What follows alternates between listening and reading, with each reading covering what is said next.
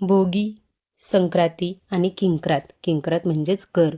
हे जानेवारी महिन्यातील महत्त्वाचे असे 3 दिवस असतात. 13, 14 आणि 15 जानेवारी. तसे तर संक्रांत ही रथसप्तमीपर्यंत हळदी कुंकवाचे वगैरे कार्यक्रम चालू असतात. पण सगळ्यात महत्त्वाचे जे घरोघरी साजरी केले जातात त्यातील म्हणजे भोगी, संक्रांत आणि किंक्रात.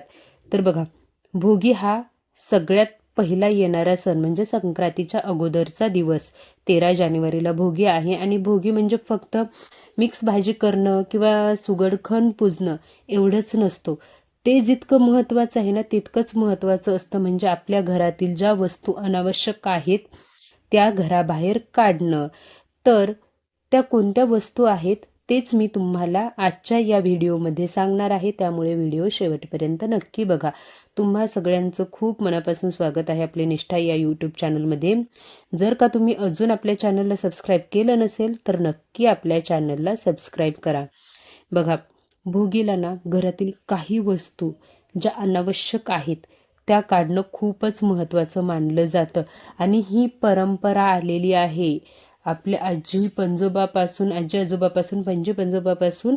ह्या वस्तू भोगीच्या दिवशी, भले इतर दिवशी नसतात, म्हणजे इतर दिवशी आपण कधीही मध्ये आधी काढतोच वस्तू कधी आपल्याला ज्या अनावश्यक असतात, पण काही वस्तू अशा असतात की आपण अशाच वापरात येईल म्हणून ठेवून देतो घरामध्ये, पण ती वस्तू वर्षानुवर्ष वापरात येत नाही.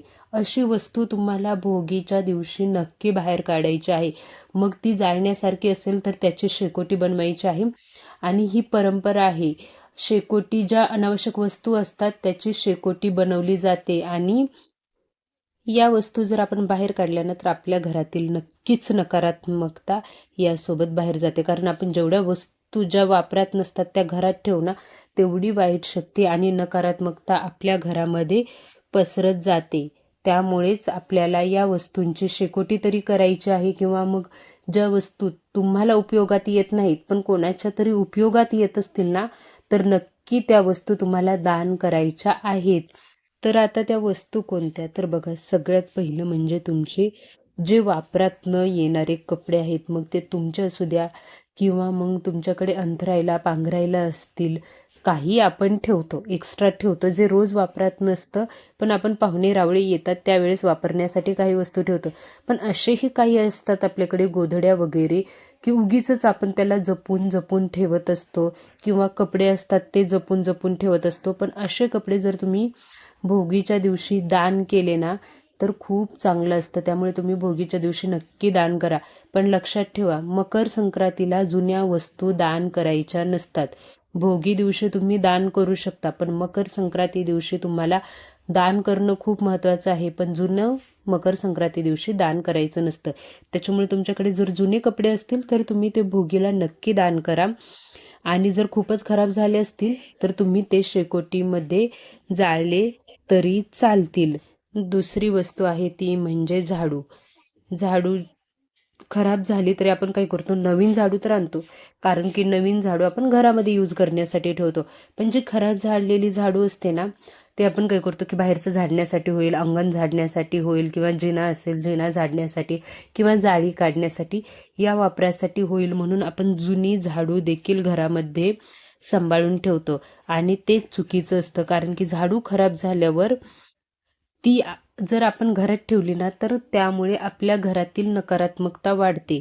त्यामुळे तुटलेली झाडू आपल्याला त्या दिवशी शेकोटीमध्ये टाकायची आहे, त्या अग्नीमध्ये टाकायची आहे. जर तुम्ही शेकोटी करणार नसाल तर निर्माल्य वस्तूमध्ये टाकली तरी चालेल. त्यासोबतच फाटकी चप्पल असू द्या, बूट असू द्या, जे काही आहे ना तुमच्या घरात फाटके चप्पल रिलेटेड, ते देखील तुम्हाला निर्माल्य वस्तूमध्ये टाकायचं आहे. किंवा मग तुम्ही जर वापरत नसाल चप्पल, अशीच पडून असेल तुमच्याकडे किंवा येत नसेल कोणाला, तर ती तुम्ही एखाद्या गरिबाला दान केली तरी चालेल. पण खराब झालेली चप्पल नाही. जी चांगली चप्पल आहे, जे कोणीतरी वापरू शकतं, तुम्ही वापरत नाही पण कोणाच्या तरी वापरात येईल, अशी चप्पल तुम्ही दान करू शकता. कारण की जर फाटकी चप्पल आणि बूट जर तुम्ही घरात ठेवलं ना तर त्याने अपयश येतं. त्याच्यामुळे फाटकी चप्पल असेल, बूट असेल तर ते निर्माल्य वस्तूमध्ये टाका. किंवा मग चांगलं असेल पण तुम्ही वापरत नसाल तर ते कोणाला तरी दान केलं, कोणाच्या तरी उपयोगात आलं तरी चालेल. त्यासोबतच घरामध्ये असणारे खराब, तुटलेले, फुटलेले भांडी. माठ माठ तर सहसा कोणी फुटला की टाकूनच देतात निर्माल्य वस्तूमध्ये. पण कधी कधी काय होतं की स्टीलच्या काही वस्तू असतात आपल्याकडे, ज्या आपल्या खराब जरी झाल्या ना तरी आपण तशाच जपू जपू जपू ठेवतो. पण भोगीच्या दिवशी त्या वस्तू देखील आपल्याला घराबाहेर काढायच्या असतात. मग तुमच्याकडे जे काही स्टीलचे भांडे जमा झालेले आहेत ना, ते तुम्ही दुकानात घेऊन जाऊ शकता. ते मोडून तुम्ही त्याच्या जागेवर एखादी जी तुम्हाला लागणारी वस्तू आहे ना, ती घरी घेऊन येऊ शकता. कारण की खराब जर भांडी तुम्ही घरात ठेवली ना, तर ते भांडी जे अशांतता पसरवतात, घरातील शांती या खराब वस्तूंमुळे भंग होत असते. त्याच्यामुळे तुम्ही त्या वस्तू भांडी आहेत ते तुम्ही मोड घालून नवीन भांडे आणू शकता, किंवा मग ते तुम्हाला म्हणजे त्याचं कशी विल्हेवाट लावायची ते तुम्ही लावू शकता. पण घरात खराब वस्तू राहिल्या नाही पाहिजेत. त्याचसोबत तुमच्याकडे लाकडाची कोणती वस्तू असेल जी कामी नाही आहे तुमच्या, त्याची देखील तुम्हाला शेकोटी करायची आहे. बंद घड्याळ असेल तर ते देखील घराबाहेर काढायचं आहे, कारण की बंद घड्याळ नेहमी आपली प्रगती थांबवतो. बंद घड्याळ घरात लावत देखील नाही. सेल संपलं तर आपण लगेच दुसरं सेल आणून ठेवतो, पण बंद घड्याळ घरात कधीच ठेवायचं नसतं. इतर वेळेस देखील भिंतीवर आपल्याला जे बंद पडलेलं घड्याळ आहे ते लावायचं नसतं. पण जर घरात तुम्ही ठेवून भरपूर दिवस झालं असेल तर नक्की ते भोगीच्या दिवशी बाहेर काढा. बघा, ज्या वस्तू आपल्याला अनावश्यक असतात ना, त्या जर आपण घरात ठेवल्या ना तर घरामध्ये दारिद्र्यता येते. त्यासोबतच घरातील नकारात्मकता वाढते, घराची प्रगती थांबते, बिना कामाचे वाद होत असतात घरामध्ये. त्याच्यामुळे घर नेहमी आपलं प्रसन्न राहण्यासाठी घरामध्ये मोजक्या आणि लागणाऱ्या वस्तूच ठेवायच्या असतात. आणि भोगीचा हा दिवस त्यासाठीच असतो, जुने टाकून नव्याने सुरुवात करण्याची. जुने टाकून म्हणजे सगळ्यात जुन्या वस्तू म्हणत नाही, जुन्या अनावश्यक वस्तूंची विल्हेवाट लावून नवीन वस्तूंनी नव्याने सुरुवात करण्याची भोगी हा सण आहे. त्याच्यामुळे नक्की कमीत कमी मी ज्या या वस्तू सांगितलेल्या आहेत त्यामध्ये बंद घड्याळ असू द्या, फाटक्या चपला असू द्या, खराब भांडी असू द्या, जे तुम्ही कपडे वापरत नाही मग त्यामध्ये अंथरूण पांघरूण असू द्या, किंवा तुटलेली खराब झालेली झाडू, जे लाकडी वस्तू आहेत ज्या तुमच्या वापरात नाहीत, त्या सगळ्या वस्तू तुम्हाला बाहेर काढायच्या आहेत. यामुळे तुमच्या घरामध्ये नक्की प्रगती होईल आणि घरातील नकारात्मकता दूर होईल.